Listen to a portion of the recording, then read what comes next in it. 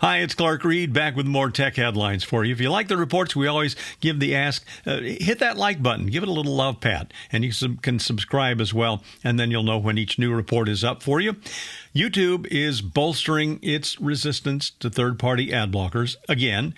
Be warned that if you're using one, the videos you try to watch may just not play at all. ZDNet.com reports users may have buffering issues or get an error message that says the following content is not available on this app, stopping you from watching the video at all. YouTube says the company doesn't want you using ad blockers because such tools prevent video creators from being compensated based on the number of views. The company sees those ads as important and essential because they support creators financially. Well, let's be clear. Mostly, they're concerned about the revenue they get from the ads and not the money that goes to the creators. Since YouTube has done this to varying degrees before, expect people to devise hacks and workarounds. Threads, the meta competitor to X, is testing real-time search results. According to Engadget.com, an issue has been the present algorithm, when you use the For You selection, which is the default, will show you days-old posts along with the current ones. And I can verify this as well. More often, I just read my following feed. Well, at any rate, the new search feature that they are testing out lets you filter by recent posts. I hope this is an easing of their tendency to minimize news. It had really supercharged Threads as X continues to become less useful and relevant almost by the hour.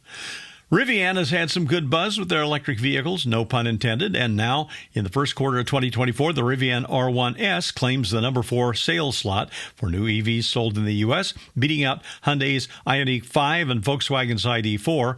Electrek.co says the top 3 are the Tesla Model Y, the Tesla Model 3, and the Ford Mustang Mach-E.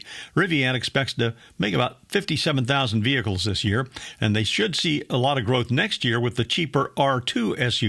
That's going to have a base price of $45,000. Apple is apparently adding the relatively worthless action button to the whole iPhone 16 line. MacRumors.com notes the iPhone 15 models already carry this button on the Pro ones, and it lives right above the volume buttons on the left side of the handset if you don't have a current iPhone. You can program it to open the camera or assign shortcuts to it.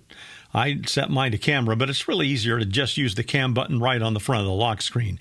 And now you've got to note that the button replaces the mute and silence button. So if you don't want your phone ringing, like when you're recording or such a deal, if you don't want that, you've got to go into the settings and turn the ringer off. A survey that MacRumors did, they found that 7,000 users, over half of them forgot that the action button was even on the phone. Another useless bloatware feature, and it's coming soon to the whole line. I'm Clark Reid, and you're Technified for now.